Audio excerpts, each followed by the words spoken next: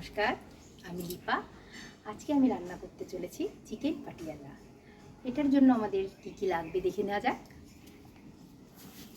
Chicken পরিমাণ মতো অবশ্যই,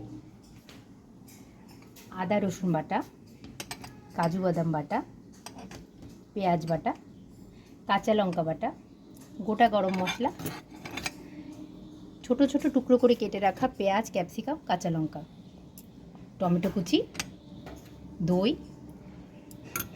জিরে গুঁড়ো, ধনে গুঁড়ো, ঘি, লবণ, গোলমরিচের গুঁড়ো আর ভিজিয়ে রাখা কাস্তুরি মেথি।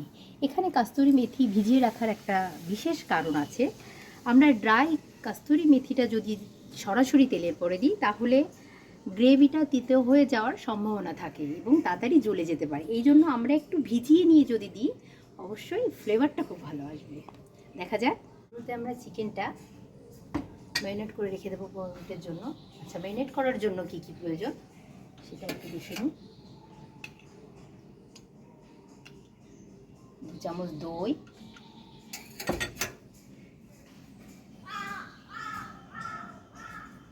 লবণ 1.5 চামচ,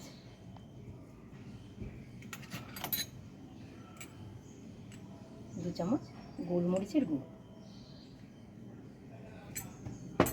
এটা দিয়ে আমরা খুব ভালো করে ম্যারিনেট করে রেখে দেবো 15 মিনিটের জন্য।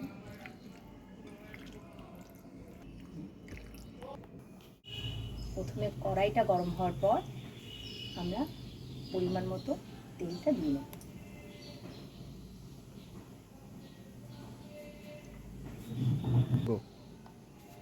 তেলটা গরম হয়ে গেছে, এবার আমরা গোটা গরম মশলাটা এটাই গরম তেলে দিয়ে দেবো। এবার কুচিয়ে রাখা পেঁয়াজ আর কাঁচা লঙ্কা বাটাটা দিয়ে দেবো। একটু কমিয়ে দিতে হবে, তার কারণ না হলে পেঁয়াজটা একটু ভাজা হয়ে যাবে। পেঁয়াজটা একটু হালকা হালকা ভেজে নিতে হবে।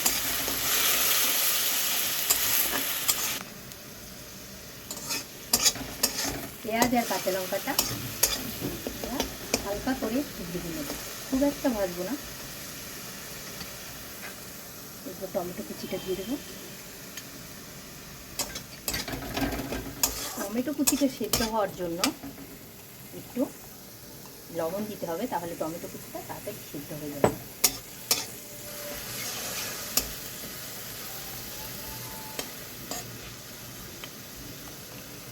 হ্যাঁ, মশলাটা কিছুটা আমাদের হয়ে এসেছে, টমেটোটাও মনে হচ্ছে গলে গেছে। এবার আমরা আদা রসুন বাটাটা দিয়ে দেব।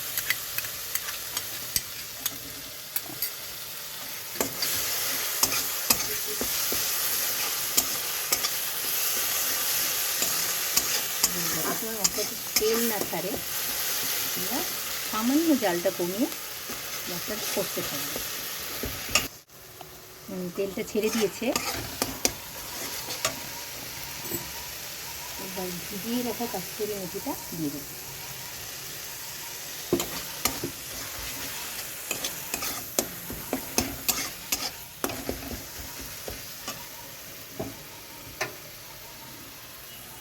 আচ্ছা, এবার ম্যারিনেট করা চিকেনটা দিয়ে দেবো। যেহেতু এটাতে দই দেওয়া আছে, জালটা অবশ্যই কমিয়ে দিতে হবে। জালটা কম করে আমি ম্যারিনেট করা দইটা দিয়ে দেবো।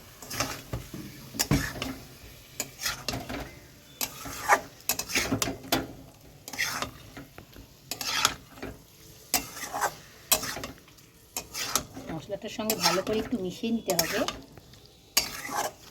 এবার 15 মিনিটের জন্য এটাকে একদম কম জালে ঢাকা দিয়ে দিতে হবে সেদ্ধ হওয়ার জন্য। 15 মিনিট হয়ে গেছে। বাহ, সুন্দর এখন জলটা ছেড়ে দিচ্ছে। কোনো রকম জল ছাড়াই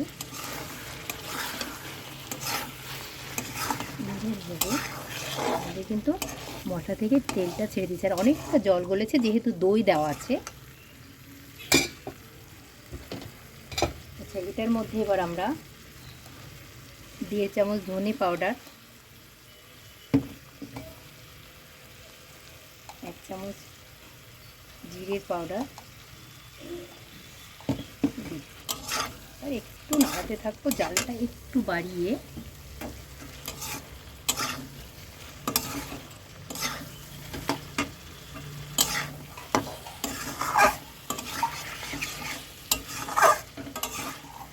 এই ঝোলটাকে আরেকটু গাঢ় করার জন্য আর টেস্টটাকে দ্বিগুণ মাত্রায় বাড়ানোর জন্য আমরা 2 চামচ কাজু বাদাম বাটা দিয়ে দেবো।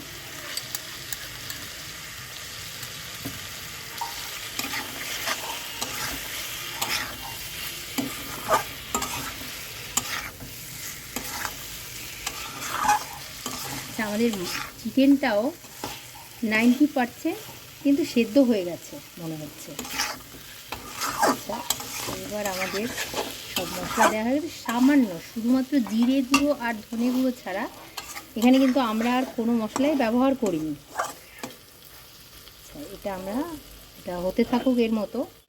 মশলাটা ভালো করে মাখিয়ে দিয়ে এইবার এটাকে আমরা এর মতো করে কিছুক্ষণের জন্য ছেড়ে দেবো, জালটা একটু কমিয়ে। এর মধ্যে আমাদের কেটে রাখা পেঁয়াজ আর ক্যাপসিকাম, যেটা আমরা ছোট ছোট টুকরো করে কেটেছি, সেটা ভেজে নেব। তার জন্য আমাদের ফ্রাই প্যানটা গরম হওয়ার পরে 2 চামচ ঘি দিতে হবে।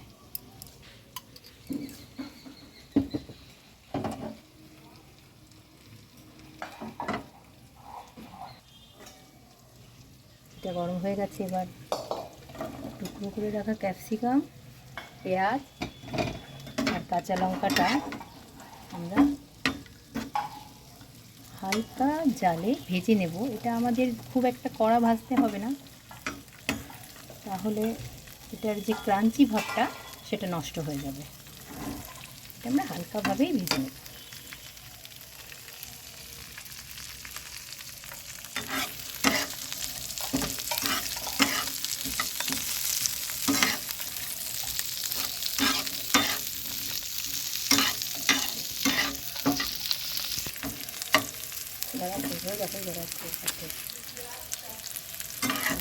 হয়ে গেছে। এর থেকে বেশি এটা কিন্তু ভাজা যাবে না।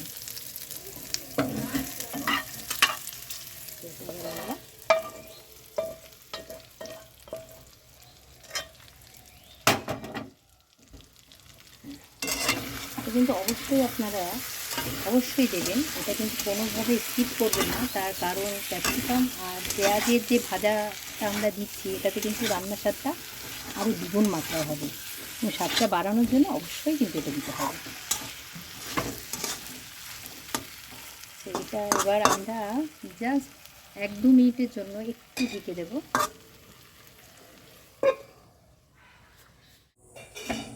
1 থেকে 2 মিনিট পর আমরা ঢাকনাটা খুলব।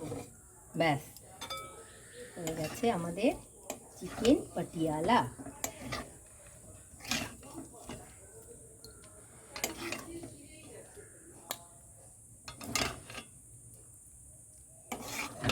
এটা অবশ্যই আমার অনুরোধ থাকবে, আপনারা অবশ্যই এটা ঘরে বানিয়ে দেখবেন। আশা করি খুবই ভালো লাগবে। আর এটা পরোটা, নান বা পোলাওর সঙ্গে অসাধারণ লাগবে খেতে।